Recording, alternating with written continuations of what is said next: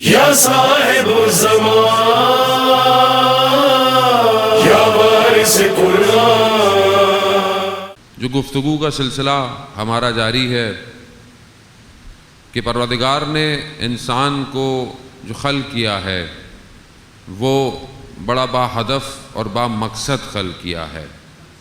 خدا نے کائنات میں کسی بھی چیز کو بغیر مقصد کے خلق نہیں کیا، کیونکہ جو خالق ہے وہ حکمت والا، عدالت والا، شعور کو جو پیدا کرتا ہو اس کا اپنا کیا مقام ہوگا۔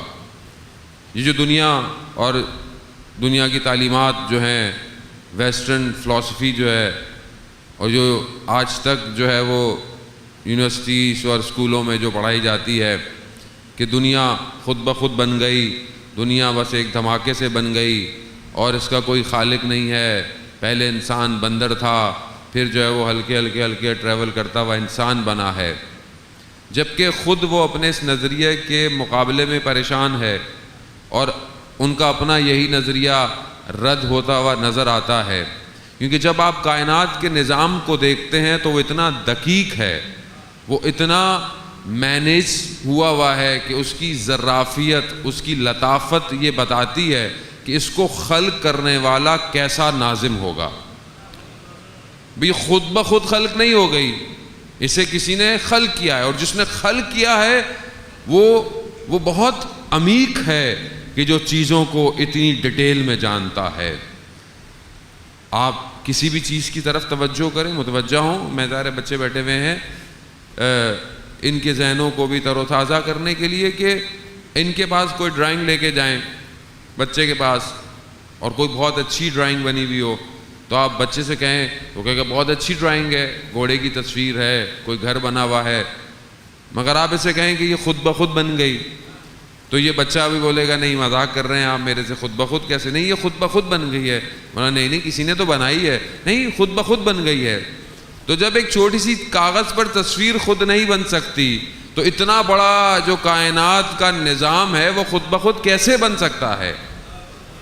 یعنی اس کا مصور جو ہے وہ کیسا ہوگا کہ جس نے اس پوری کائنات کو رنگ دیے ہے؟ تو یعنی گویا اس نے ہر چیز کو بڑا با ہدف خلق کیا۔ قرآن کی آیت جو روز میں تلاوت بھی کرتا ہوں اس میں بھی کہتا پروردگار کہ ہم نے جن اور انس کو بغیر مقصد، اور مقصد بھی بیان کیا، وہ کیا ہے؟ بندگی۔ میں نے بندگی کے علاوہ خلق نہیں کیا۔ عزیزان محترم، مگر جب انسان کو خلق کیا تو میں نے پہلے بھی چند دنوں میں آپ کی خدمت میں آیات اور روایات پیش کی کہ اس کے وجود میں پروردگار نے ان خصلتوں کو، جب مومن کو خلق کیا تو کافر کی خصلتیں بھی رکھیں، جب کافر کو خلق کیا تو مومن کی خصلتیں بھی رکھیں، اور ان دونوں کو ملا کر دنیا میں بھیج دیا۔ اب یہ دونوں جڑے جڑے چل رہے ہیں۔ اب اس کو جدا کرنے کے لیے پروردگار قرآن کا سہارا لیتے ہوئے پروردگار قرآن میں کہتا ہے کہ میں نے اپنے رسول کو بھیجا جو ان کو کافر کو الگ کرے اور اسلام کو الگ کرے، مسلمانوں کو۔ ہر نبی جو آیا وہ اسلام لے کر آیا، ہر نبی اپنے دور کا، اور یہ سلسلہ چلتا رہا، اور ہر نبی نے اب کتاب لے کر آیا، صحف لے کر آئے، جو اللہ کے آسمانی کتابیں تھیں، اللہ کی طرف سے صحف تھے، وہ لے کر آئے۔ لیکن جیسے ہی ہر نبی اپنی امت سے گیا تو امت میں تفرقہ پیدا ہو گیا، امت میں لڑائی جھگڑے۔ آپ دیکھیں کہ جب حضرت موسیٰ علیہ السلام جو خدا کے نبی ہیں، ان کی قوم کے لیے جو قرآن میں آیتیں ہیں کہ فرعون ان کے بچوں کو مارتا تھا اور ان کی عورتوں کو اسیر کر کے رکھا ہوا تھا، بند کر کے رکھا ہوا تھا مرد، تو قرآن یہ کہہ رہا ہے کہ ان کو یہ جو جکڑ کر رکھا ہوا تھا، اس جکڑ میں، اس امتحان میں ان کا رشد تھا کہ اگر ان سے امتحان نہ لیا جاتا تو موسیٰ کو نہیں بھیجتے۔ یعنی جب ان کے اوپر یہ امتحان پڑا تو انہوں نے خدا کی بارگاہ میں، اپنے پروردگار کی بارگاہ میں، یا جس طاقت کو مانتے تھے کہ ہمیں نجات دے، اب جب امتحان پڑا تو پروردگار نے نبی کو بھیجا، اور نبی نے آ کر ان کو نجات دی فرعون سے۔ مگر ہوا کیا؟ جب نبی نے نجات دی اور نبی نے ان کو معجزے تک دکھائے اور اپنے سامنے دریائے نیل سے نکالا، یعنی حتیٰ دریائے نیل کے بالکل صاف ایسا ہوا کہ جو چلنے کی جگہیں تھیں وہ بھی خشک ہو گئیں، اور یہ ایسی قومیں تھیں، بعض جگہوں میں بیان ہے تو یہ کہتے تھے کہ 12 راستے بھی ان کے، وہ کہتے تھے نہیں ہم برابر والوں کو دیکھنا چاہتے ہیں. یعنی جب قوم مانگنے پر آئے تو وہ بہت کچھ مانگنا شروع کر دیتی ہے کہ یہ بھی ہو جائے، وہ بھی ہو جائے، ایسا بھی ہو جائے، ویسا بھی ہو جائے. اور ہمارے یہاں بھی ہے کہ ہم خود محنت کم کرتے ہیں اور دوسری طرف زیادہ توقع رکھتے ہیں کہ خدا یہ کیوں نہیں ہو رہا، وہ کیوں نہیں ہو رہا، ایسے کر دے. بھائی دنیا کے تقاضے اسباب رکھے اس لیے گئے ہیں کہ آپ ان پر عمل کریں تو پھر یہ نظام چلے گا. دنیا کا اسباب پر ہے نظام کائنات کا. نہیں میں نے تو مولانا صاحب منت مانی تھی، میری کیوں نہیں پوری ہوئی، اس کی پوری ہو گئی. بھائی منت کے ساتھ تھوڑی منت سماجت بھی کرنی پڑتی ہے، تھوڑا ہلنا جلنا بھی پڑتا ہے، تو اللہ بھی دیکھتا ہے ہاں میں اس کی منتوں کو پورا کر لوں. اور ویسے بھی معذرت کے ساتھ میں منت ماننے کے خلاف نہیں ہوں، میں بھی بہت منت مانتا ہوں اور آپ کو بہتر طریقے سے جو تعلیمات ہیں وہ بھی سکھا دوں گا چند دنوں میں کہ کون کون سی منت مانی جائے. لیکن ہم نے اپنے ائمہ کو یا میں یوں کہوں گا صرف حضرت عباس کو خاص طور پہ ہم نے کیوں رکھا ہوا ہے؟ منت ماننے کے لیے. عالم پہ جاتے ہیں اور جانا چاہیے، علم تشبیہ ہے حضرت عباس کے علم کی، لیکن حضرت عباس سے ہم جا کے کیا کرتے ہیں؟ میری منت پوری ہو جائے. عزیزان محترم ان کے ہاں کمی نہیں ہے، ان کے ہاں کوئی بھی آیا خالی ہاتھ نہیں گیا ہے، حتیٰ جس نے نہیں بھی مانگا اسے بھی عطا کیا ہے انہوں نے، کیوں کریم ہے. لیکن ہمارے بھی تو تقاضے بنتے ہیں ان سے یا نہیں؟ خب میں جو کہوں ساری زندگی، یعنی واقعاً ساری زندگی میں اپنے آپ کو کہتا ہوں کہ میرا نام میرے والدین نے نصرت عباس رکھا، یعنی حضرت عباس کی نصرت، حضرت عباس کی کامیاب. میں تو ساری زندگی حضرت عباس کا محتاج ہوں، یعنی وہ حضرت عباس کہ جس نے مجھے کامیابی عطا کی. اور جب بھی میں مولا کے غازی عباس کے جب حرم میں جاتا ہوں تو یہی یاد رکھتا ہوں کہ مولا میری آپ ہی نے بچانا اور عزت رکھنی ہے کہ میرے نام کے ساتھ آپ کا نام جڑا ہوا ہے. اللہم صلی علی محمد والے. لیکن ظاہر ہے وہاں سے بھی تو آئے گا تقاضا کہ بھائی اگر میرے نام سے تمہیں فائدہ ہو رہا ہے تو پھر وہ سیرت پہ بھی تو چلو جو میری سیرت تھی. میں نے اپنے امام کی اطاعت کی تو تم بھی تو اپنے امام کی اطاعت کرو دنیا میں. تو وہاں سے بھی تقاضا آئے گا. تو جانے مجھے بھی کچھ کرنا ہے. اب یہ جو قوم تھی فرعون کی، یہ اتنے معجزے دیکھے، اور جیسے ہی باہر نکلے دریا سے تو کچھ عرصے نکلے تو دیکھا کہ قوم ہے جو بتوں کو پوجا کر رہی ہے.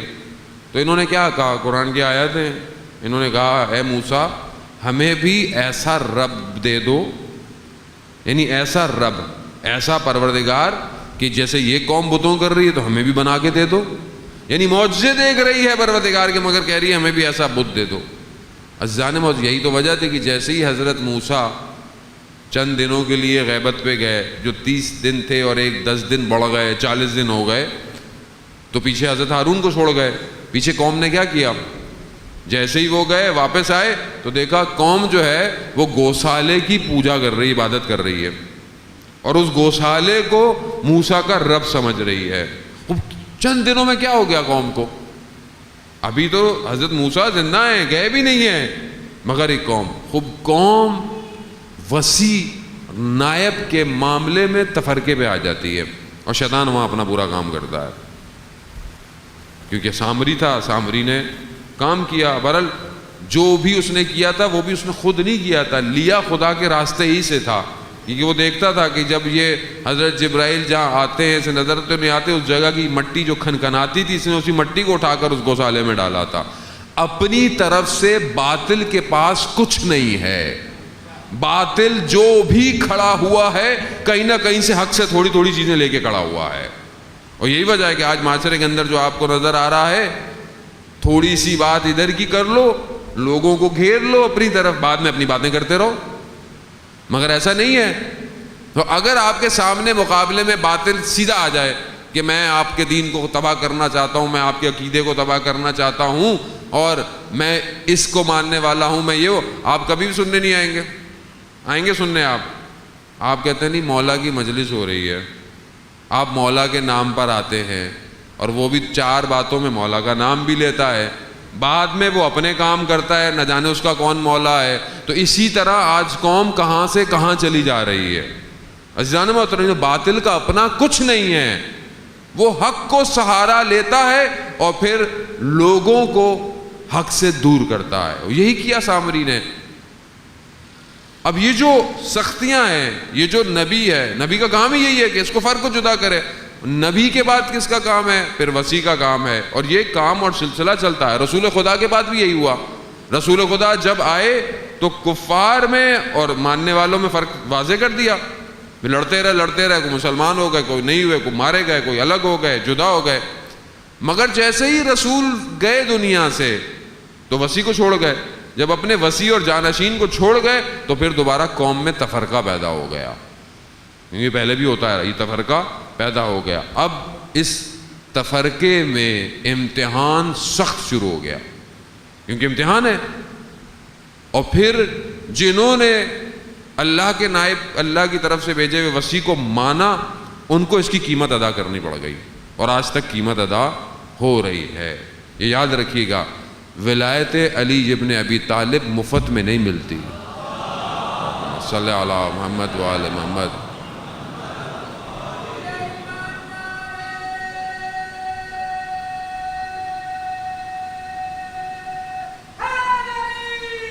یار خوب، یہ ولایت اتنی سستی نہیں ہے، اسے ہر کوئی تحمل نہیں کر سکتا.